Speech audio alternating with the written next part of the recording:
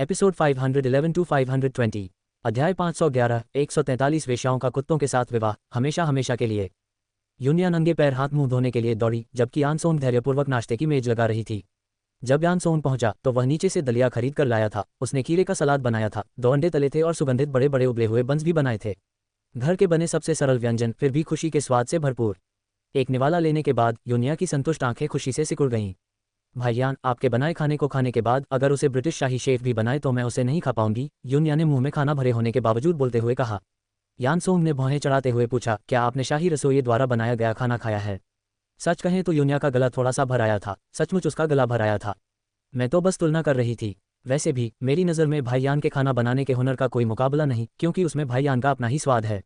सुबह की धूप में उनका दमकता चेहरा बेहद मासूम और तरोताज़ा लग रहा था और उनके होंठ बेहद प्यारे लग रहे थे, बिल्कुल प्लेट में रखे सफ़ेद बंस की तरह, इतने सफ़ेद और प्यारे कि उन्हें देखकर किसी का भी मन उन्हें चुटकी लेने का करेगा। और यानसोंग ने ठीक वैसा ही किया, जिससे यूनिया और भी जोर से हंस पड़ी। भाईयान, आपने अभी तक मुझे बताया नहीं है, आप यहाँ कैसे आए? चाबियों को हाथ में हिलाते हुए यानसोंग ने कहा, पिछली बार जब मैं निकला था तो ये मुझे जूते रखने वाली अलमारी में मिली थी और मैं इन्हें अपने साथ ले आया था। आपने फ़ोन नहीं उठाया, इसलिए मैंने सोचा कि मैं अपनी किस्मत आजमाऊं। मुझे उम्मीद नहीं थी कि मुझे एक छोटा सा सोता हुआ सुअर मिलेगा। क्या इसे ही विचारों का मिलन कहते हैं? यूनिया ने अपना सिर अगल बगल हिलाते हुए पूछा। यानसोंग ने उसे खीरे का एक टुकड़ा देते हुए कहा, इसे खा लो, दलिया जल्दी ठंडा हो जाएगा। इसी बीच यानसोंग ने म्याओ म्याओ के बारे में पूछा, जिस पर यूनिया ने जवाब दिया, म्याओ म्याओ अभी माई जेंग के साथ है। माई जेंग ने जानबूझकर अपने ठिकाने को गुप्त रखा है, लेकिन उसे म्याओ म्याओ को नुकसान नहीं पहुंचाना चाहिए। मुझे लगता है कि वह जल्द ही मुझसे संपर्क करेगा। माई जेंग, वह कौन है? यानसोंग ने भौहें चढ़ाते हुए पूछा। यानसोंग मनोरंजन उद्योग पर ध्यान नहीं देती थी और किसी भी सेलिब्रिटी को नहीं जानती थी, इसलिए स्वाभाविक रूप से हाल ही में लोकप्रिय हुई लिटिल किंग माई के बारे में उसे कोई जानकारी नहीं थी।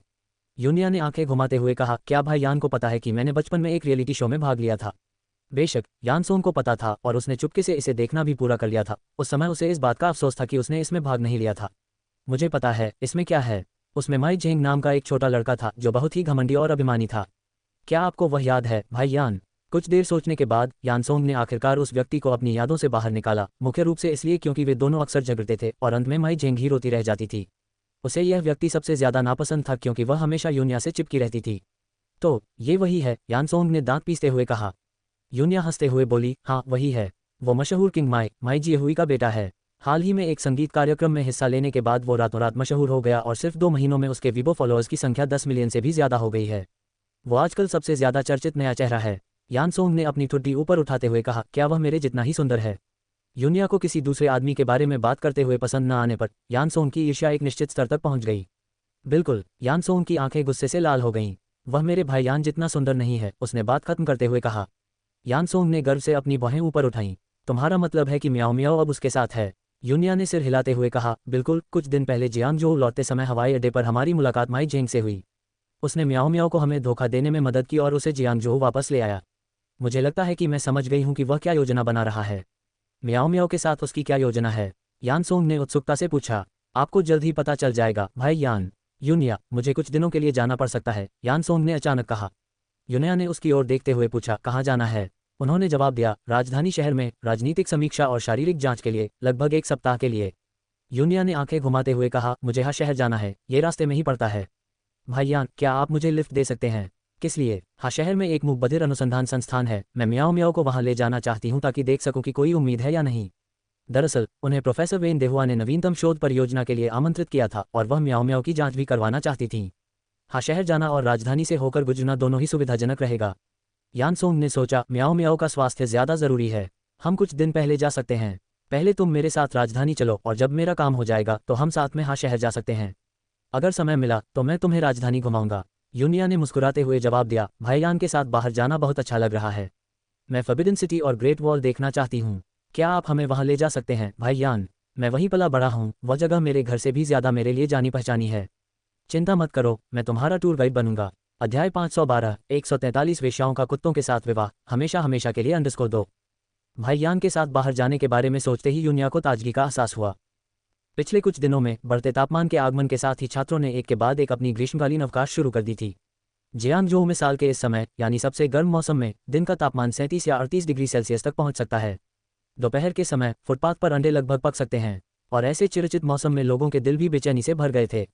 मैडम, मालकिन आपको खाने के लिए नीचे बुला रही हैं, दरवाजे के बाहर से एक नौकर ने कहा। मेरा मन नहीं है, मैं नहीं खाऊंगी। बाई शियांग शियांग ने उदास चेहरे के साथ गुड़िया से खेलते हुए बुदबुदाया। पेई किंगहान द्वारा अस्पताल से भगाए जाने की याद ने उसे इतना शर्मिंदा कर दिया कि वह किसी को जान से मार देना चाहती थी। ऐसा लग रहा था कि पेई किंगहान को सब कुछ पता चल चुका था। उसे पता था कि उसने उसे झूठ बोला था। उसे पता था कि जी यून्या ही वह व्यक्ति थी जिसे वह ढूंढ रहा था। क्या इसी तरह उसने उसके साथ खड़े होने का मौका खो दिया? नहीं, वह इसे स्वीकार नहीं करेगी। कुछ देर सोचने के बाद उसने दराज में हाथ डाला और दवाइयों का एक पैकेट निकाला। उसकी आंखें गुस्से से लाल हो गईं। उसे यह चीज़ पहले क्लिबिंग के दौरान लिनकियान से मिली थी। इसके प्रभाव बहुत प्रबल थे, यहाँ तक कि सबसे संयमी और तपस्वी लोग भी इसके प्रभाव से बच नहीं सकते थे। उसके पास ऐसे कठोर कदम उठाने के अलावा कोई विकल्प नहीं था। हालांकि यह सबसे घटिया रणनीति थी, लेकिन यह सबसे कारगर भी थी। दृढ़ निश्चय के साथ उसने सबसे पहले स्नान किया। स्नान के पानी में गुलाब के तेल की कुछ बूंदें मिलाईं और पूरे 2 घंटे तक उसमें भीगी रही, जब तक कि उसकी त्वचा दूधिया और चिकनी नहीं हो गई और सुगंध उसकी हड्डियों में समा गई। उसने अपनी अलमारी के सबसे निचले हिस्से में से एक अनमोल पोशाक चुनी और दर्पण के सामने बैठकर बड़े ध्यान से अपना मेकअप करने लगी। भौहों को पेंसिल से आकार दिया, पाउडर लगाया और पलकों को संवारा। 1 घंटे बाद नए सिरे से तैयार की गई एक युवती प्रकट हुई, मानो खिलने के लिए तैयार एक नवोदित फूल हो, नाजुक और मनमोहक रूप से जीवंत। उसने अपने मेकअप बॉक्स से तितली के आकार की हेयरपिन निकाली और उसे अपनी हथेली में ध्यान से देखा, फिर उसे अपने कान के पास लगा लिया। यह हेयरपिन असाधारण रूप से सुंदर थी। 10 साल बाद भी इसकी सुंदरता जरा भी कम नहीं हुई थी, बल्कि रंगीन मोती और हीरे और भी अधिक चमक रहे थे, जिससे इसकी भव्यता और बढ़ गई थी और उसके चेहरे पर एक उज्ज्वल कोमल सुंदरता झलक रही थी। एक संतुष्ट मुस्कान के साथ उसने अपना बैग अपने कंधों पर टांगा और चली गई। जाने से पहले गु चुनरोंग ने उससे पूछा कि वह कहाँ जा रही है, जिस पर उसने मुस्कुराते हुए कहा, माँ, मेरी खुशखबरी का इंतजार करना। पीछे मुड़े बिना वह चली गई। गु चुनरोंग ने भौहें चढ़ाते हुए कहा, कई दिनों तक अपने कमरे में उदास रहने के बाद आखिरकार उसका मन बदल गया है। उसका बाहर निकलना अच्छा है। आज रात जल्दी लौट आना, मैं तुम्हारे पसंदीदा फिश बॉलर्स बनाऊंगी। बाई शियांग शियांग के जाने के तुरंत बाद बाई परिवार के विला के बाहर एक पुलिस कार रुक गई। बाई जियांग जियांग ने गहरी सांस ली और दरवाजे की घंटी दबाई। कुछ ही देर में आहलिंग दरवाजा खोलने आए और बाहर खड़ी लड़की को देखकर, जो हमेशा की तुलना में अधिक सुरुचिपूर्ण ढंग से सजी हुई थी, उसने अनजाने में भौहें चढ़ा ली। Miss Bai. Bai Xiang Xiang ने धीरे से मुस्कुराते हुए उसे वह वस्तु सौंप दी जो वह पकड़े हुए थी। बहन आहलिंग, आपसे कुछ समय से मुलाकात नहीं हुई, क्या आपको मेरी याद आए? यह एक छोटा सा उपहार है, मेरी कृतज्ञता का प्रतीक। बहन आहलिंग की देखभाल के लिए धन्यवाद। महिलाओं के लिए उच्च गुणवत्ता वाले स्किन केयर उत्पादों का एक सेट जो काफ़ी महंगा है। आहलिंग ने जल्दी से अपना हाथ पीछे खींच लिया। आप बहुत दयालु हैं मिस बाई, मैं इसे स्वीकार नहीं कर सकती। बहन आहलिंग, मैं काफ़ी समय से आपका धन्यवाद करना चाहती थी। क्या आप मुझे मौका भी नहीं देंगी? अगर आप इसे स्वीकार नहीं करेंगी तो मुझे इसे फेंकना पड़ेगा, जिससे मुझे बहुत दुख होगा। ये कहते हुए उसने आहलिंग को मना करने का मौका दिए बिना ही उपहार उसके हाथों में थमा दिया और विला में प्रवेश कर गई। Miss by. आहलिंग नाराज होकर तेजी से उसके पीछे पीछे चली गई। वह क्या करने की योजना बना रही थी? उसे रिश्वत देने की। पिछली बार उसने जो परेशानी खड़ी की थी, क्या वह काफ़ी नहीं थी? और अब वह और अधिक हंगामा करने के लिए वापस आ गई है। आहलिंग के मन में बाई शियांग शियांग के लिए जरा भी स्नेह नहीं था। कुछ ही शब्दों में बाई शियांग शियांग बैठक कक्ष की ओर चल पड़ी। मिस बाई साहब घर पर नहीं हैं। बाई जियांग जियांग सोफे पर बैठ गई और बोली, कोई बात नहीं, मैं उसके लौटने का इंतजार करूंगी। अगर वह इंतजार करना चाहती है तो उसे इंतजार करने दो। आहलिंग ने ठंडी सी झंझनाहट भरी आवाज में सामान उसकी ओर बढ़ाते हुए कहा, मैं इसे बिल्कुल भी स्वीकार नहीं कर सकती। कृपया इसे वापस ले जाए मिस बाई। यह मैंने खास तौर पर आहलिंग बहन के लिए खरीदा था। अगर आपको यह नहीं चाहिए तो मेरे पास इसे फेंकने के अलावा कोई चारा नहीं होगा। चाहे इसे फेंक ही दिया जाए, इसे स्वीकार न करना ही बेहतर है। नर्म खाना लालच बढ़ाता है और उपहार आपको फंसा सकता है। एक कुशल सेविका होने के नाते वह ऐसी बुनियादी गलती नहीं करेगी। बाई शियांग शियांग के भीतर क्रोध उबल रहा था। क्या यह मामूली नौकरानी उसे इस तरह का व्यवहार दिखा रही थी? अपने दिल में क्रोध होने के बावजूद उसने अपने चेहरे पर उसका जरा सा भी आभास दिखाने की हिम्मत नहीं की। चाय परोसते हुए आहलिंग अपने काम में लग गई। दोपहर बीत गई और पेई किंगहान वापस नहीं लौटी। जैसे जैसे बाई जियांग जियांग इंतजार करती गई, उसकी अधीरता बढ़ती गई। तभी बाहर से कार के हॉर्न की आवाज़ आई। बाई शियांग शियांग चौकन्नी हो गई। पेई किंगहान वापस आ गया था। कुछ ही देर में पेई किंगहान और फू बाई एक के बाद एक अंदर आए और आहलिंग ने तुरंत सम्मानपूर्वक उनका अभिवादन किया। बाई जियांग जियांग झट से खड़ी हो गई, लेकिन पेई किंगहान ने अंदर आते ही उसकी तरफ एक नज़र तक नहीं डाली। वह सीधे ऊपर की ओर चला गया। अध्याय 513 143 वेश्याओं का कुत्तों के साथ विवाह, हमेशा हमेशा के लिए _3। बाई शियांग शियांग के चेहरे पर मुस्कान जम सी गई। पेई किंगहान पहले ही सीढ़ियों पर कदम रख चुकी थी, लेकिन फू बाई ने सबसे पहले उसे देखा। मालिक। पेई किंगहान के कदम रुक गए और उसने अपना सिर घुमाया। फू बाई ने गुस्से से अपने मुंह से बाई शियांग शियांग की ओर इशारा करते हुए कहा, लगता है मिस बाई काफ़ी देर से इंतजार कर रही हैं। पेई किंगहान ने उदासीन निगाहों से देखा और बाई जियांग जियांग ने तुरंत एक शर्मीली मुस्कान दिखाई। श्रीमान पेई, मैं आज यहाँ आई हूँ। इसे यहाँ से बाहर निकालो। उसके उदासीन शब्द निकले और उसने अपना सिर घुमाकर ऊपर की ओर रुख किया। फू बाई ने जीभ चटकाते हुए कहा, यह तो बेरहमी है। वह खूबसूरत युवती जरूर टूट गई होगी। हालांकि उन्होंने ऐसा कहा, लेकिन उन्होंने चुपके से अपने अधीनस्थों को इशारा किया और निर्देश मिलते ही काले वस्त्र पहने 2 आदमी बाई शियांग शियांग के पास पहुंचे। आहलिंग ने अपने होठों के कोने को सिकोड़ा। वह अब सबकी नज़रों से गिर चुकी थी। बाई शियांग शियांग ने घबराकर अपना सिर हिलाया। नहीं श्रीमान पेई, आप मेरे साथ ऐसा नहीं कर सकते। मैं आज इसलिए आई हूँ क्योंकि मुझे आपको कुछ बहुत ज़रूरी बात बतानी है। बाई शियांग शियांग ने जाते हुए श्रीमान को पुकारा। उसके कदम नहीं रुके और वह धीरे धीरे उसकी नज़रों से ओझल हो गया। बाई शियांग शियांग ने चुपके से दांत पीसते हुए चिल्लाकर कहा, यह उस व्यक्ति के बारे में है, क्या आप जानना नहीं चाहते श्रीमान पेई? मुझे आप दोनों के बीच के मामलों के बारे में कैसे पता चलेगा? क्या आपको इसमें ज़रा भी दिलचस्पी नहीं है? उसे ऊपर ले आओ। उसके शब्द सीढ़ियों के प्रवेश द्वार पर जाकर गायब हो गए। फूबाई ने अपनी बाहें उठाईं और काले कपड़े पहने आदमियों की ओर हाथ हिलाते हुए कहा, उसे ऊपर लाओ। अगले ही पल बाई जियांग को काले कपड़े पहने दो आदमियों ने एक अपराधी की तरह सहारा देकर उठा लिया। उसे विरोध करने का कोई मौका नहीं मिला और उसने खुद को अध्ययन कक्ष में खड़ा पाया। पेई किंगहान खिड़की के सामने खड़ा था। डूबते सूरज की सुनहरी रोशनी में उसका लंबा कद विशेष रूप से सीधा और स्पष्ट दिखाई दे रहा था और वह उसे देखती रही, धीरे धीरे खुद को उसमें खोती चली गई। किंगहान, मेरा सब्र सीमित है, बेहतर होगा कि तुम जल्दी करो। उस आदमी की ठंडी आवाज मानो रूह कंपा देने वाली थी। बाई शियांग शियांग की नज़र मेज पर रखे चाय के कप पर पड़ी, जिसे आलिंग अभी अभी लेकर आई थी। वह एक पल के लिए हिचकिचाई, धीरे से आगे बढ़ी, अपनी हथेली से दवाइयों का एक पैकेट निकाला और उसे खोला। वो व्यक्ति जी यून्या है ना? मौन। दवा डालते समय उसकी उंगलियां कांप रही थीं और पानी के संपर्क में आते ही दवा बिना कोई निशान छोड़े घुल गई। उसका दिल इतनी घबराहट से धड़क रहा था कि अगर पेई किंगहान अचानक अब पीछे मुड़ जाता तो वह देख लेता कि वह कौन सा नेक काम कर रही है, लेकिन ऐसा लग रहा था जैसे स्वर्ग भी उसके साथ है। पेई किंगहान खिड़की के पास अविचलित खड़ा रहा। मेरी चाची ने जी यून्या के पिता से शादी की थी, इसलिए मैं उन्हें बचपन से जानती हूँ। ये है पिन मेरी चाची ने मुझे और जी यून्या को उपहार में दी थी, हम दोनों को एक एक। इस बिंदु पर उन्होंने धीरे से आह भरी। मैंने जानबूझकर तुम्हें धोखा देने का इरादा नहीं किया था, मुझे बस समझ नहीं आ रहा था कि तुम्हारे करीब आने के लिए क्या बहाना बनाऊं। जब मैंने तुम्हें पहली बार देखा तो मुझे तुमसे बेइंतहा प्यार हो गया और क्योंकि मुझे तुम्हें खोने का बहुत डर था, इसलिए मैंने एक के बाद एक झूठ गढ़े। किंगहान, क्या तुम मुझे माफ कर सकती हो? ऐसी कोमल आवाज जिसमें थोड़ी सी उदासी झलक रही थी, किसी भी पुरुष के दिल को पिघला सकती थी। दुर्भाग्यवश उस व्यक्ति ने पेई किंगहान को शामिल नहीं किया। क्या यही तुम्हारा जवाब है? अब तुम जा सकते हो। उसकी आवाज़ बर्फ की तरह ठंडी थी। उस व्यक्ति द्वारा उस महिला के साथ देखे जाने के विचार मात्र से ही वह बेहद असहज हो गया था। उसे धोखा दिए जाने पर बहुत गुस्सा आया, लेकिन उससे भी ज्यादा उसे आत्मनिंदा का अनुभव हुआ क्योंकि वह सचमुच अंधा था। किंगहान, मैंने कहा चले जाओ। बाई जियांग ने अचानक अपना चेहरा ढंक लिया और अध्ययन कक्ष से बाहर भाग गई। अध्ययन कक्ष से बाहर आते हुए वह इतनी जोर से रो रही थी कि उसकी सांसें फूल रही थीं। वह बेहद दयनीय लग रही थी और उसकी सिसकियां दरवाजे की दरार से सुनाई दे रही थीं। वह उस आदमी की दया पाने की उम्मीद कर रही थी, इस बात से अनजान की पेई किंगहान उस समय बेहद चिढ़ गया था। चले जाओ। दरवाजे की दरार से एक ठंडी धीमी गुर्राहट सुनाई दी। बाई जियांग का दिल कांप उठा और आहलिंग की उपहास भरी निगाहों के नीचे उसने चुपके से अपनी मुट्ठी भींच ली। बहन आहलिंग, मेरे पेट में थोड़ी बेचैनी हो रही है, मुझे शौचालय जाना है। वो तो वाकई में साजिशों से भरी हुई है, कोई शरारत करने की योजना बना रही है क्या? मेरे पीछे आइए मिस बाई। आहलिंग उन्हें शौचालय ले गई। बाई शियांग को अंदर गए अभी 5 मिनट ही हुए थे कि आहलिंग ने बाहर से पूछा, मिस बाई आप कैसी हैं? दरवाजा थोड़ा सा खुला और पीला चेहरा लिए बाई शियांग ने फुसफुसाते हुए कहा, बहन आहलिंग, मुझे मासिक धर्म शुरू हो गया है, मैं सैनिटरी पैड लाना भूल गई, क्या आप कृपया मेरी मदद करेंगी? उसने शर्म से अपना सिर नीचे कर लिया। आहलिंग ने भौहें चढ़ाईं लेकिन उसे अकेला नहीं छोड़ सकती थी। यहीं रुकिए मिस बाई, मैं आपके लिए कुछ लाती हूँ। धन्यवाद सिस्टर आहलिंग। आहलिंग के जाने के बाद बाई शियांग शौचालय से बाहर निकली और अध्ययन कक्ष की ओर चल पड़ी। ये दवा बहुत जल्दी असर करती है और पेई किंगहान की आदतों के अनुसार उसने अपना पे पहले ही पी लिया होगा, इसलिए दवा का असर अब तक शुरू हो जाना चाहिए था। अध्याय 514 143 वेश्याओं का कुत्तों के साथ विवाह, हमेशा हमेशा के लिए _4। वह अपने कनपटी के बालों से खेल रही थी। बाई जियांग की आंखों की गहराई में विजय की एक चमक दिखाई दे रही थी। जब तक वह पूरी तरह से पेई किंगहान की महिला नहीं बन जाती, एक बार जब उसे उसका स्वाद मिल जाता तो वह उसे कैसे छोड़ सकता था। हालांकि माँ की बातों में कुछ सच्चाई थी कि आसानी से हासिल किए गए पुरुषों को महत्व नहीं दिया जाता, लेकिन वह एक बात भूल गई थी, सही समय आने पर ही प्रहार करना चाहिए। और अब वह समय आ गया था जब उसके लिए हड़ताल न करना जोखिम भरा था। आमतौर पर गोंद की तरह चिपचिपी रहने वाली फूबाई भी आज यहाँ नहीं थी। सचमुच ईश्वर उसकी मदद कर रहा था, बाई जियांग ने मन ही मन विजयी भाव से सोचा। वह सुनने के लिए दरवाजे से टिक गई, लेकिन उसे कुछ सुनाई नहीं दिया और यह जानते हुए कि समय उसके पक्ष में नहीं है, बाई जियांग ने चुपचाप दरवाजा थोड़ा सा खोल दिया।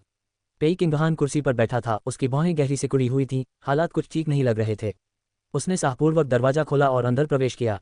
पेई किंगहान की निगाहें चाकू की तरह तेज थीं। क्या मैंने तुम्हें यहाँ से चले जाने के लिए नहीं कहा था? उसकी आवाज़ गहरी और कर्कश थी, लेकिन साथ ही बेहद कामुक और मोहक भी।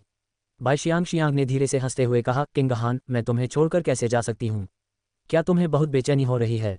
चिंता मत करो, मैं तुम्हारी मदद करूंगी। उसके पेट के निचले हिस्से से गर्मी की लहरें उठ रही थीं। पेई किंगहान ने अपनी मुठियां भींच लीं।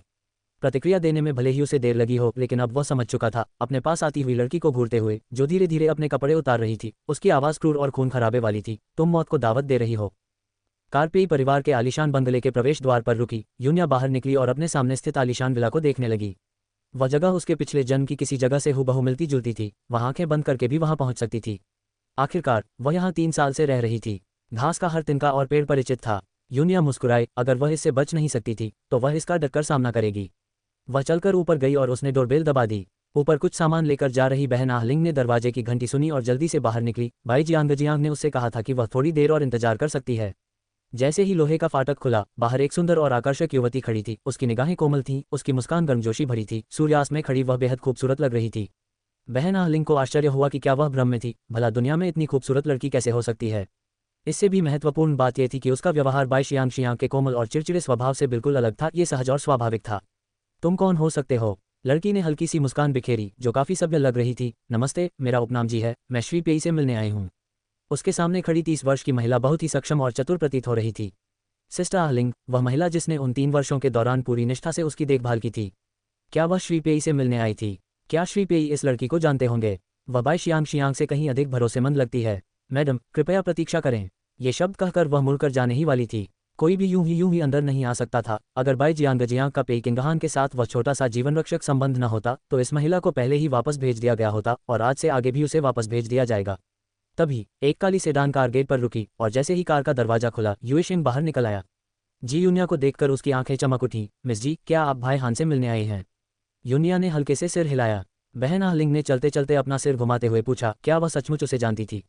युएशिंग, तुम लोग? मिस जी, भाई हान की दोस्त हैं, क्या हमें अभी भी कुछ बताने की जरूरत है? चलिए मेरे साथ अंदर आइए, युएशिंग ने विला में प्रवेश करते हुए कहा। यूनिया उसके पीछे पीछे गई। बहन आहलिंग हिचकिचाई। उन्होंने युएशिंग को महिलाओं के साथ इतना सौहार्दपूर्ण व्यवहार करते हुए शायद ही कभी देखा था। ऐसा लग रहा था कि मिस जी कोई साधारण व्यक्ति नहीं थी। जैसे जैसे यूनिया चलती गई, उसकी निगाहें आसपास के दृश्यों पर घूमती रहीं, जिनमें एक हल्की सी उदासी और एक बेहद मार्मिक गर्माहट थी। बहन आहलिंग ने चुपचाप अपनी निगाहें हटा लीं। जब बाई जियांग पहली बार यहाँ आए तो उसकी आंखें लालसा और महत्वाकांक्षा से भरी हुई थीं। उसी क्षण से उसने उस महिला के स्वभाव को भांप लिया और उसे नापसंद करने लगी। लेकिन उस लड़की की आंखों में उस भाव का क्या मतलब था? लोगों को परखने में खुद को सटीक मानने वाली सिस्टर आहलिंग पहली बार असमंजस में पड़ गईं। बैठक कक्ष में प्रवेश करते ही उसका लेआउट भी बिल्कुल वैसा ही था जैसा उसके पिछले जीवन में था। दूसरी मंजिल पर सीढ़ियों के शीर्ष पर बाईं ओर स्थित कमरा पेई किंगहान का अध्ययन कक्ष था। उसका कमरा दाईं ओर सबसे भीतरी हिस्से में था, जो पूरे विला में धूप के लिहाज से सबसे अच्छा कमरा था। मैं तुम्हें ऊपर ले चलता हूँ। युएशिंग ने अभी कुछ कहा भी नहीं था कि ऊपर के अध्ययन कक्ष से एक जोरदार धमाके की आवाज आई, मानो कोई चीज जमीन पर गिर गई हो। चौंककर युएशिंग तेजी से ऊपर की ओर भागा और यूनिया भी तेजी से उसके पीछे पीछे गई। बहन आहलिंग बाई शियांग के बारे में सोचते हुए मन ही मन कोसने लगी, कहीं यह वही औरत तो नहीं हो सकती। युएशिंग ने कमरे के दरवाजे को धक्का दिया, लेकिन वह बंद था। उसने अपना कान दरवाजे से सटाकर पूछा, भाई हान, आपको क्या हुआ है? धड़ाम। इस बार ऐसा लगा जैसे कोई डेस्क उलट गई हो और जमीन थोड़ी सी कांप उठी हो। अध्याय 515, 143 वेश्याओं का कुत्तों के साथ विवाह, हमेशा हमेशा के लिए _5। युएशिंग खुद को और नियंत्रित नहीं कर सका। उसने दरवाजे पर लात मारी, लगातार 3 बार लात मारी और मोटा लकड़ी का दरवाजा धड़ाम से गिर गया। युएशिंग दरवाजे के चौखट को पार करके अंदर की ओर तेजी से बढ़ा और अपने सामने का दृश्य देखकर वह सदमे से हौंफने लगा।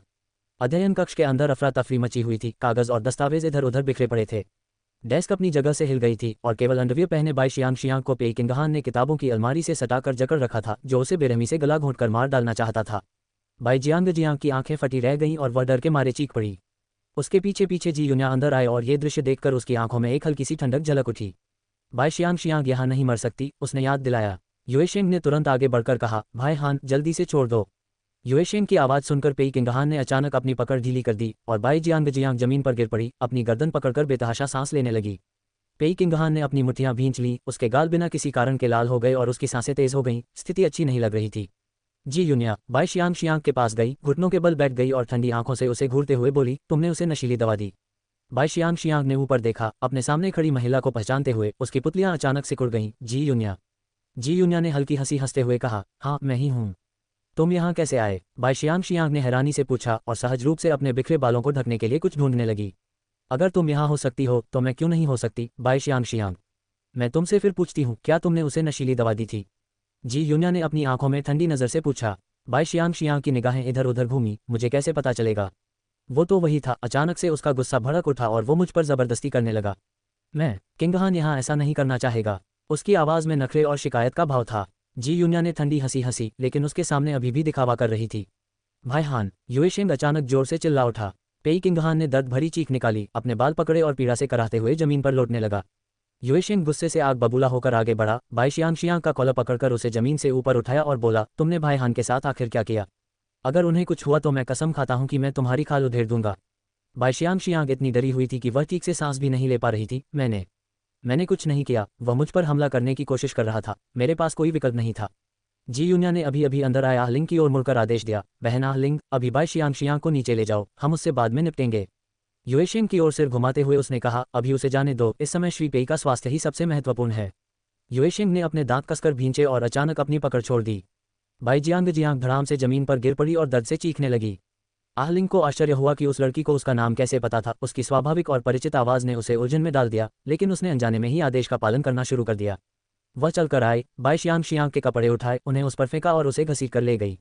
जी यून्या ने पेई किंगहान की ओर देखा और भौहें चढ़ाते हुए कहा, यह सबसे शक्तिशाली कामोत्तेजक पदार्थ है जो आमतौर पर केवल नाइट क्लबों में ही मिलता है। सबसे तेज तरीका होगा किसी महिला को ढूंढना। युएशिंग ने व्याकुल होकर अपना सिर खुजाया और कहा, मैं जाकर एक महिला की तलाश करूंगा। जी यून्या का माथा और भी सिकुड़ गया। अगर वह जाग गया और उसे पता चल गया कि हमने उसे इस तरीके से ठीक किया है तो वह बहुत नाराज होगा।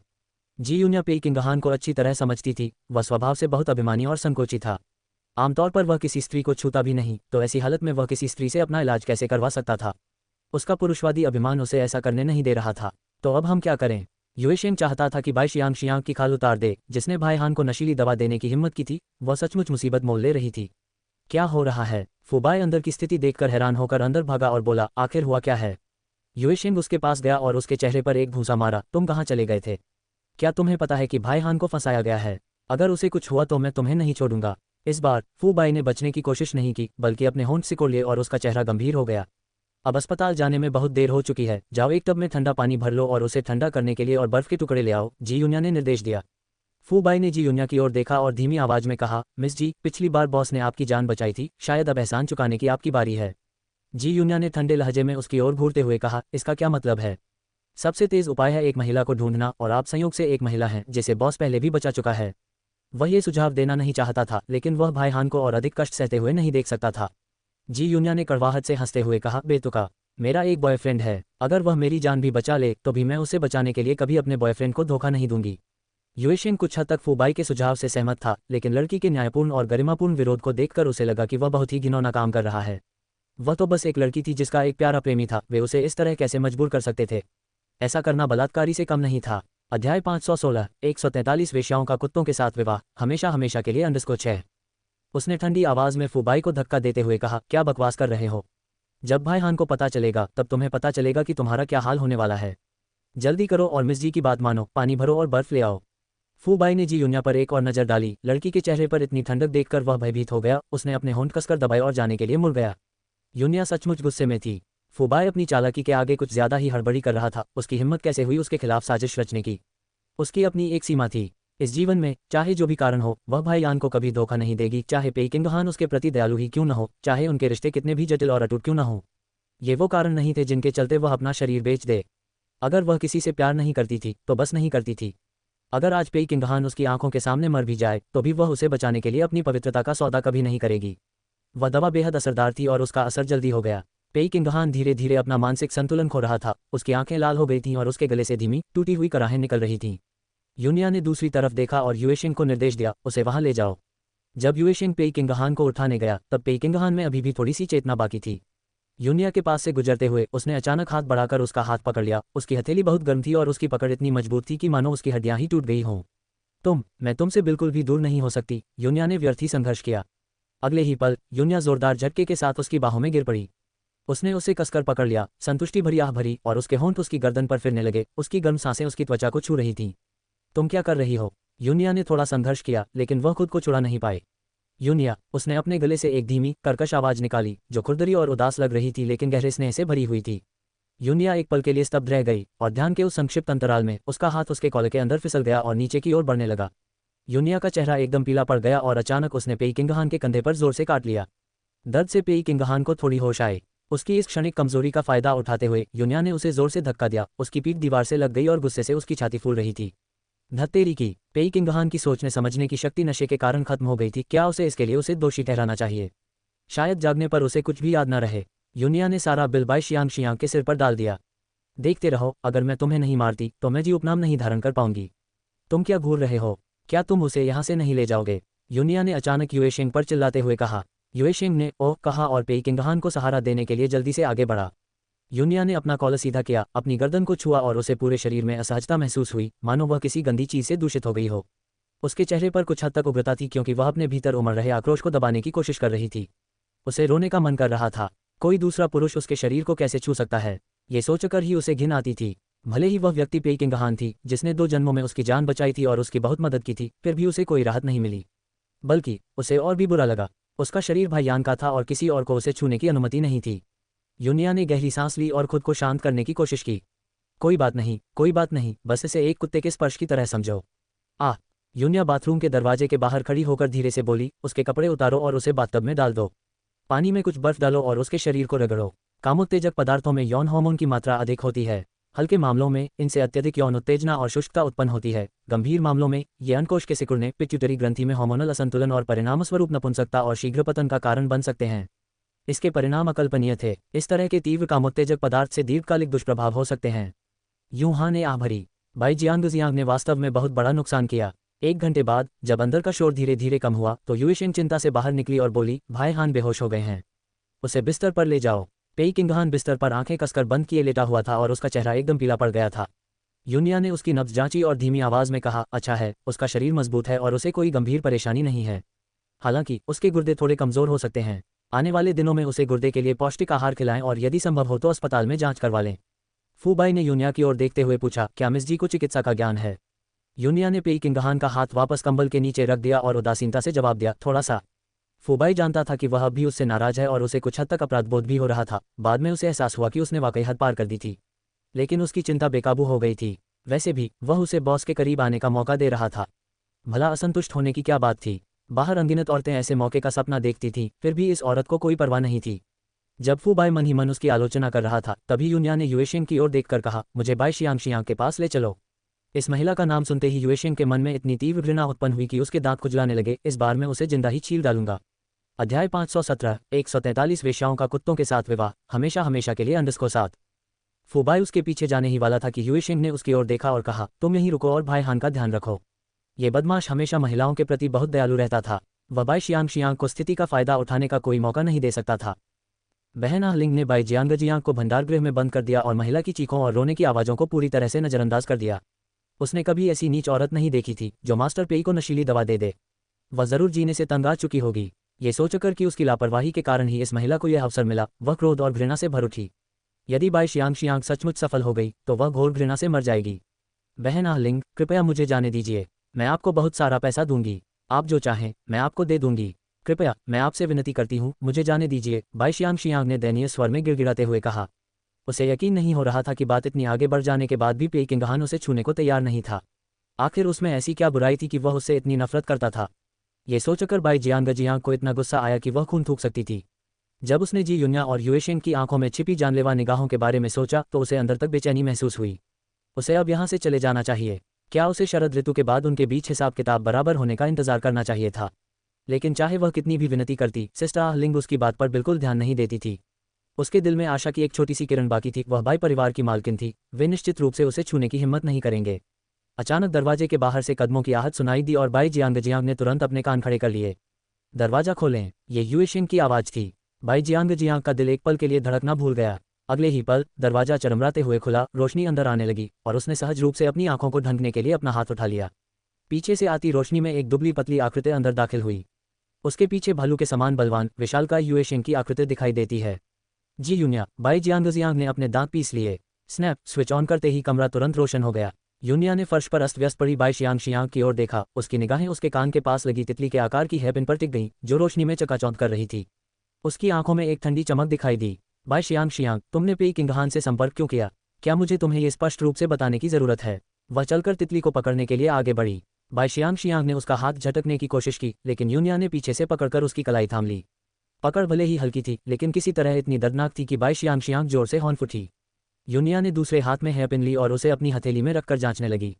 यह मेरा है, मुझे वापस दे दो। बाई जियांग ने इसे वापस छीनने के लिए हाथ बढ़ाया। यूनिया ने ठंडी हंसी हंसते हुए कहा, बाई शियांग, मेरे पास भी बिल्कुल ऐसा ही एक है। कितनी अजीब बात है, मैंने इसे 10 साल पहले पेई किंगहान के साथ रहते हुए खो दिया था। क्या ये संयोग नहीं है? बाई शियांग की आंखों में एक चमक आए। मुझे नहीं पता कि तुम क्या कह रही हो। वह मेरी हेयरपिन है, मुझे वापस दे दो। यूनिया ने अचानक अपने चेहरे पर हेयरपिन पटकते हुए कहा, पे किंगहान को स्मृतिभ्रंश है और वह मुझे याद नहीं करता, इसलिए तुमने मेरे नाम से उससे संपर्क किया। बड़ी चालाकी है। तुमने उसे अपना नाम जी यूनिया क्यों नहीं बताया? अगर किसी का रूप धारण करना ही है तो कम से कम विश्वसनीय तरीके से करो। ऐसी घटिया चाल का प्रदर्शन नहीं करना चाहिए, ये घिनौना है।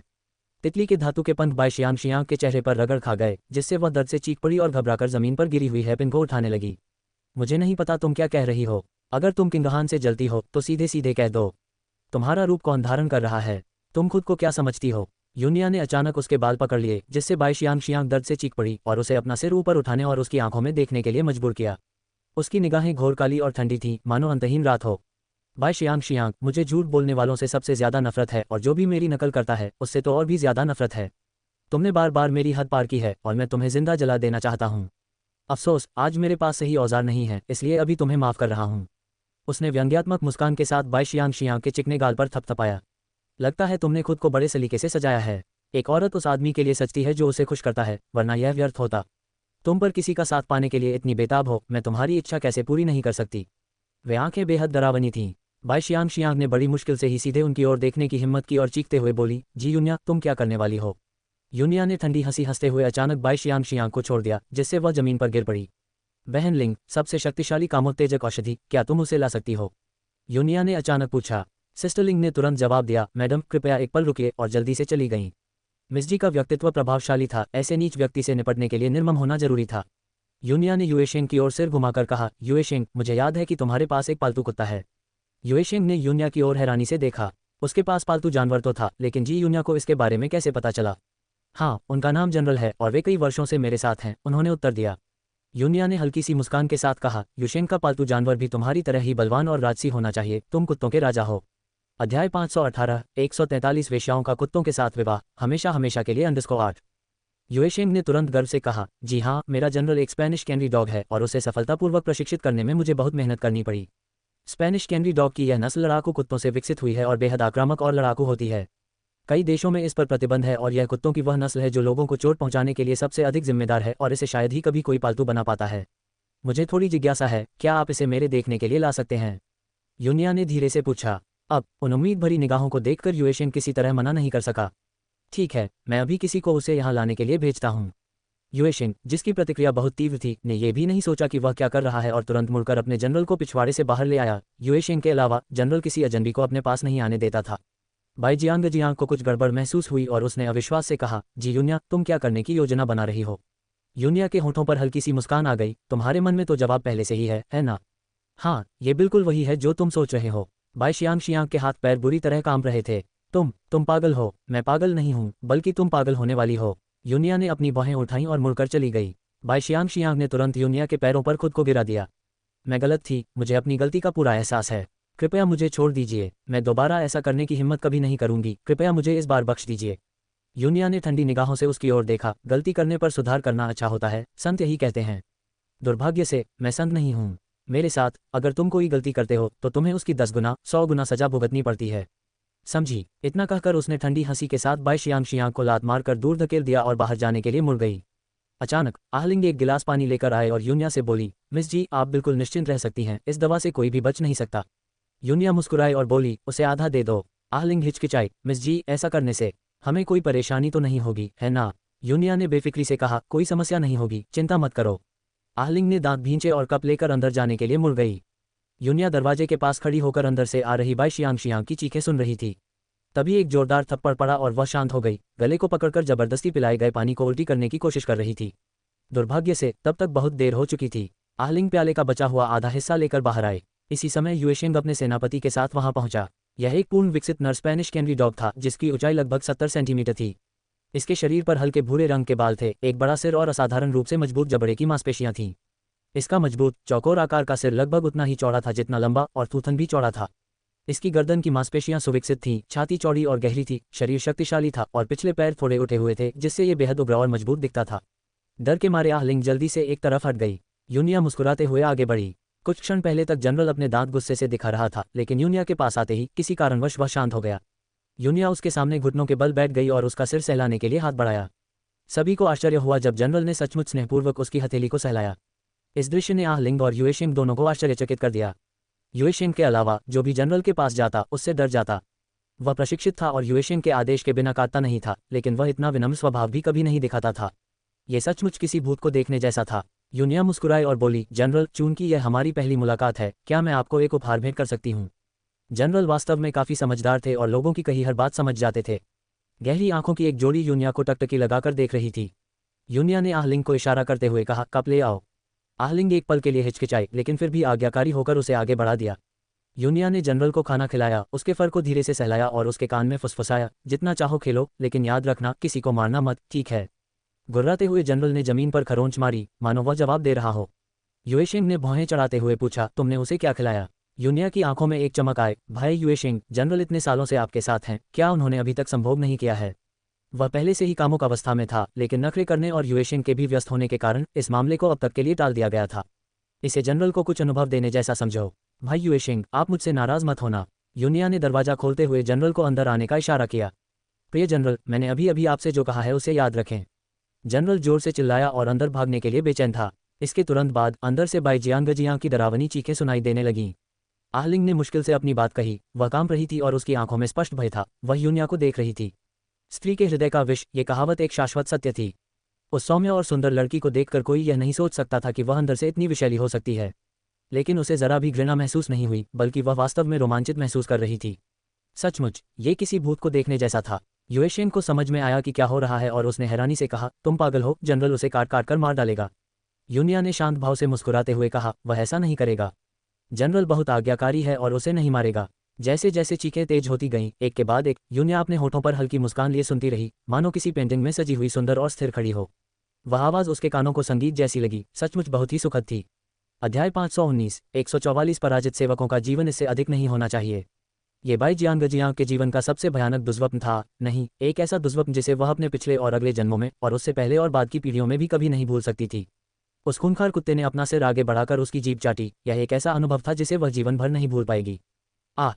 दहशत भरी चीखों से लेकर अनैच्छिक कराहों तक दवा के तीव्र प्रभाव ने उसे यह भुला दिया कि आज कौन सा दिन है। यूनिया बैठक कक्ष में सोफे पर बैठा था। उसके कान कामुक आहों की लहरों से भरे हुए थे। कभी कभी जनरल के जंगली भौंकने की आवाजें भी सुनाई देती थीं, जो उसे हद से ज्यादा उत्तेजित कर रही थीं। आहलिंग के हाथ कांप रहे थे जब वह यूनिया के लिए एक कप चाय लेकर आए और उसने उसे एक कोमल मुस्कान दी। धन्यवाद बहन आहलिंग। उसकी मुस्कान इतनी सौम्य थी कि आहलिंग के हाथों में कंपन के कारण चाय लगभग गिर ही गई थी। युएशिंग बेचैनी से बैठक कक्ष में इधर उधर घूम रहा था। फिर अचानक उसने अपने बाल पकड़े और यूनिया के सामने बैठ गया। यूनिया ने अपने होठों को सिकोड़ते हुए कहा, जनरल से बिछड़ने का दर्द बर्दाश्त नहीं कर सकते। युएशिंग की आंखों में द्वेष की एक झलक दिखाई दी। उस कमीनी को तो आसानी से छुटकारा मिल गया। उनके प्रिय जनरल का पहला अनुभव ऐसी महिला के साथ हुआ था। इस विचार मात्र से ही उनका पेट खराब हो गया। लेकिन ये कहना ही पड़ेगा कि यह कदम बेरहम था, बिल्कुल निर्मम था। उसने अपनी निगाहें उठाकर अपने सामने बैठी उस लड़की को देखा, जो बड़े सलीके से चाय की चुस्कियां ले रही थी। उसकी चाल ढाल सुरुचिपूर्ण और सौम्य थी। उसका स्वभाव पानी की तरह सुखदायक और आत्मा को तरोताजा करने वाला था। चाय की भाप के धुंध में उसका चेहरा और भी अधिक सुंदर प्रतीत हो रहा था, जिससे उसकी अद्भुत सुंदरता को देखकर कोई भी आह भर उठता था। ये लड़की उसे हमेशा आश्चर्यचकित कर देती थी। जब उसने उसका अपहरण किया तब वह केवल 5 वर्ष की थी। अपनी उम्र के अन्य बच्चों के विपरीत वह रोई या हंगामा नहीं किया, बल्कि शांति से उसके साथ खड़ी रही। अगर उस रात वह वहां न होती तो शायद उसकी वहीं मृत्यु हो जाती, और एक तरह से उसे उसकी जान बचाने वाली माना जा सकता है। वह हमेशा से ही असाधारण, बुद्धिमान, शांत और निर्दयी थी। युएशिंग ने मन ही मन सोचा कि केवल ऐसी ही महिला भाई हान के साथ खड़े होने के योग्य है। हम वाकई वो सस्ते में बच गई। यूनिया ने सिर हिलाते हुए सहमति जताई। आखिरकार ये रोमांचक तो था ही, लेकिन स्वर्ग और नरक के बीच बस एक पतली सी रेखा होती है। उन्हें उम्मीद थी कि बाई शियांग की मानसिक सहनशक्ति अच्छी होगी और वह जल्दी टूट नहीं जाएगी, क्योंकि तब तो मजा ही नहीं आएगा। उन्होंने उसके लिए एक सरप्राइज भी तैयार रखा था। धीरे धीरे चंद्रमा आकाश में ऊपर चढ़ता गया, फिर भी रुकने का कोई संकेत नहीं था। चीखें और भी तीखी होती गईं। फोन की घंटी बजी और यूनिया ने स्क्रीन देखने के लिए फोन बाहर निकाला। भाईयान का वीचैट संदेश। सो गया क्या? यूनिया ने अपने होठों को सिकोड़ते हुए कहा। भाईयान की शुभ रात्रि कहे बिना मैं कैसे सो सकता हूँ। फोन पर वीडियो कॉल का नोटिफिकेशन आया। यूनिया ने एक पल के लिए हिचकिचाते हुए फोन काट दिया। अभी अभी नहाया है, बच्चों के लिए उपयुक्त नहीं है। हम सब कुछ देख लेने के बाद अब ऐसा क्या बचा है जो बच्चों के लिए अनुपयुक्त हो?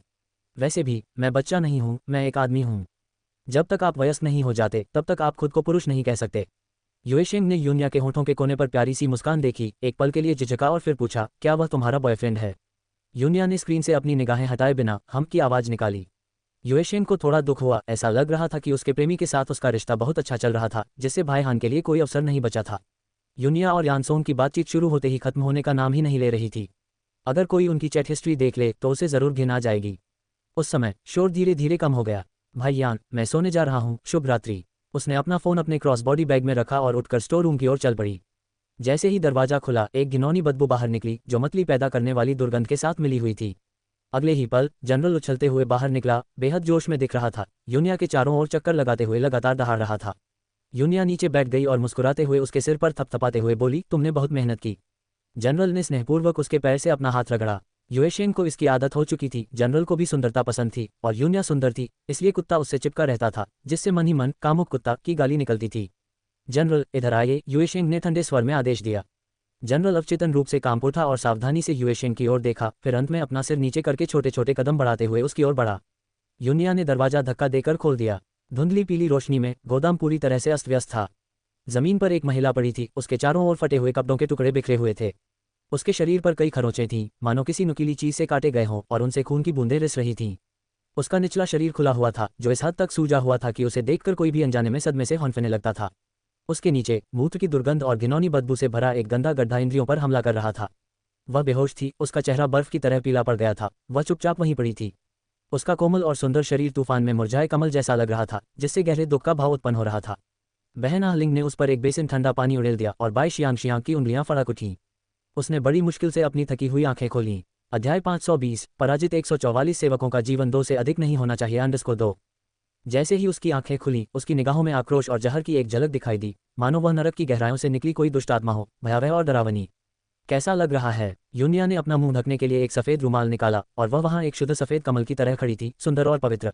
लेकिन उन निर्मल और सुंदर आंखों में एक ठंडी घृणा झलकती थी जो उसकी बाहरी सुंदरता के बिल्कुल विपरीत थी और आत्मा में गहराई तक उतर जाती थी।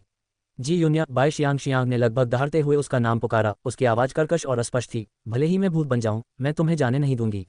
यूनिया ने होठों पर हल्की सी मुस्कान लिए कहा, इस दुनिया में भूत नहीं होते, सिर्फ लोगों के दिलों में बसे शैतान होते हैं। एक बार मर गए तो सब कुछ खत्म हो जाता है। अपनी कायरता के लिए बहाने मत बनाओ। जिंदा रहते हुए तुम मेरे हारे हुए अधीनस्थ हो, मरकर भी तुम्हें शांति नहीं मिलेगी। वह मुड़ी और एक कोने में चली गई, अंधेरे से एक कैमरा निकाला और बाई शियांग की ओर मुस्कुराते हुए उसे हिलाया। अपना मुंह बंद रखो, वरना ये सनसनीखेज टेप 1 मिनट में दुनिया के हर कोने में फैल जाएगा। बाई जियांग की पुतलियां अचानक सिकुड़ गईं और उसने अपने जबड़े को इतनी जोर से काटा कि खून निकल आया। बाई शियांग चाहे कितना भी श्राप दे या कितनी भी नफरत करे, यूनिया मुड़ी और शान से चली गई। आहलिंग अंदर आया, उसने लापरवाही से उस पर कपड़े फेंक दिए। उसकी आंखों में तिरस्कार भरा हुआ था, मानो वह एक स्पर्श से ही घृणा करता हो। मिस बाई, क्या आप अपने पैरों पर चल सकती हैं? बाई जियांग ने खुद को सहारा देकर खड़ा किया और एक कदम आगे बढ़ाया, लेकिन उसके निचले शरीर में हो रहे असहनीय दर्द से उसका चेहरा पीला पड़ गया और उसका शरीर इस तरह डगमगाने लगा मानो वह जमीन पर गिर ही जाएगी। आहलिंग ने उसे सहारा देने की जहमत न उठाते हुए एक तरफ हटकर खुद को बचा लिया। धड़ाम की आवाज के साथ बाई जियांग दर्द से चीखते हुए जमीन पर गिर पड़ी। आहलिंग ने ठंडे लहजे में अपने होंठ सिकुड़े, मिस बाई, कृपया मेरा समय बर्बाद न करें। बाई जियांग ने अपने दांतों को जोर से भींचा, अपनी सारी शर्मिंदगी को निगल लिया, घुटनों के बल उठी और धीरे धीरे कदम बढ़ाते हुए बाहर निकल गई। एक खटखट की आवाज के साथ लोहे का दरवाजा उसके पीछे बंद हो गया, जिससे 2 बिल्कुल अलग दुनियाएं अलग हो गईं। बाई जियांग ने दांत भींचे और अपने टूटे हुए शरीर को घसीटते हुए मुख्य सड़क की ओर बढ़ी। उसने एक टैक्सी रोकी और जैसे ही वह बैठी, ड्राइवर ने अपनी नाक ढंक ली और हैरानी से बोला, ये कैसी बदबू है? इतनी बदबू क्यों आ रही है? बाई शियांग का चेहरा बेहद बिगड़ गया। बकवास बंद करो, मुझे मेरी मंजिल तक ले चलो और मैं तुम्हें किराए का 10 गुना भुगतान कर दूंगी। ड्राइवर ने सोचा, बिना मेहनत के पैसा कमाना मूर्खता है, और माथे पर शिकन लिए गाड़ी चलाते हुए वह अनजाने में बुदबुदाया, यहाँ से कुत्ते जैसी बदबू आ रही है। बाई जियांग ने अपनी मुट्ठियां भींच लीं। उसका शरीर अनियंत्रित रूप से कांप रहा था, क्योंकि वह अपने दिल में व्याप्त आतंक और प्रचंड घृणा को दबाने के लिए संघर्ष कर रही थी। जैसे ही वह कार से बाहर निकली, वह दीवार के सहारे खड़ी हो गई और उल्टी करने लगी, जब तक कि सब कुछ अंधेरा नहीं हो गया। आपने अभी तक किराया नहीं दिया है, ड्राइवर ने चिल्लाकर कहा। उसे डर था कि कहीं उसे किराया न देना पड़े। बाई शियांग ने गुस्से से अपने नाखूनों को अपनी हथेलियों में गड़ा दिया और मुड़कर बोली, चुप रहो और मेरा इंतजार करो। अरे, तुम मुझ पर क्यों चिल्ला रहे हो? क्या तुम्हें लगता है कि वो बिल चुकाए बिना ही बड़ी बहादुर बन रही है? उसने कार से बाहर निकलते हुए कहा। तभी बटलर जल्दी से बाहर आया और बाई शियांग को देखकर चिंता से उसके पास पहुंचा और बोला, मेरी बेचारी मालकिन, आप अभी क्यों लौटी हैं? घर की मालकिन बहुत परेशान थीं। उसे भुगतान करो, बाई जियांग ने आदेश दिया। बटलर ने ड्राइवर की ओर देखा और अपनी जेब से 100 युआन का नोट निकाला, जिस पर ड्राइवर हंसते हुए बोला, मालकिन ने 10 बार कहा था, तो असल में 500 होने चाहिए। ये काफ़ी नहीं है। बाई जियांग ने गुस्से में दांत पीसते हुए कहा, उसे दे दो। बटलर ने ड्राइवर को घूरते हुए कहा, बस थोड़ा इंतजार करो, मैं अभी किसी को भेजकर इसे तुम्हारे पास मंगवाता हूँ। इतने बड़े विला में रहना स्पष्ट रूप से किसी व्यक्ति की अमीरी का प्रतीक था, इसलिए ठगे जाने का कोई डर नहीं था। बटलर ने बाई शियांग को सहारा देते हुए अंदर प्रवेश किया, फिर अचानक अपनी नाक सिकोड़ते हुए बोला, मालकिन, ये कैसी गंध है? इतनी बदबू क्यों आ रही है? बाई जियांग जियांग का चेहरा सख्त हो गया और अचानक धक्का देकर वह तेजी से विला के अंदर भाग गई। बटलर उसके पीछे दौड़ते हुए बोला, मैडम, मैं आपको कुछ बताना भूल गया था। आज दोपहर 2 पुलिस अधिकारी खास तौर पर आपसे मिलने आए थे। यूनिया ने लापरवाही से टेप युएशिंग की ओर फेंकते हुए कहा, इसे एक यादगार के रूप में रख लो। जब तुम्हारे पास करने के लिए कुछ बेहतर न हो तो तुम इसे देखकर अपने सेनापति की शालीनता की एक झलक पा सकते हो। युएशिंग ने गंभीरता से सिर हिलाया, जब मेरे पास करने को कुछ नहीं होगा तो मैं इसे अपने जनरल को दिखा सकता हूँ। इसी क्षण फू बाई दूसरी मंजिल की रेलिंग से बाहर झुककर बोला, बॉस जाग गए हैं। बेडरूम के अंदर पेई किंगहान ने धीरे धीरे अपनी आंखें खोली, उनकी गहराई में ठंडक की एक झलक दिखाई दी। बाई जियांग कहाँ है? फू बाई ने जल्दी से कहा, चिंता मत करो बॉस, मिस जी ने सब संभाल लिया है। उस औरत का अंजाम बहुत बुरा होगा। मुझे सच में उम्मीद नहीं थी कि मिस जी इतनी निर्दयी होंगी, धिक्कार है। पेई किंगहान कुछ देर रुका, धीरे धीरे उसे पुरानी यादें वापस आने लगीं। उस आलिंगन ने, उस कोमल और परिचित शरीर ने उसके भीतर गहरी लालसाएं जगा दी।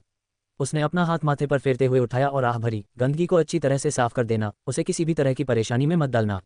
हाँ, फू बाई ने मन ही मन सोचा। बाई शियांग जा चुकी थी और जी यून्या आ गई थी, लेकिन ये जी यून्या बाई शियांग से कहीं अधिक शक्तिशाली लग रही थी।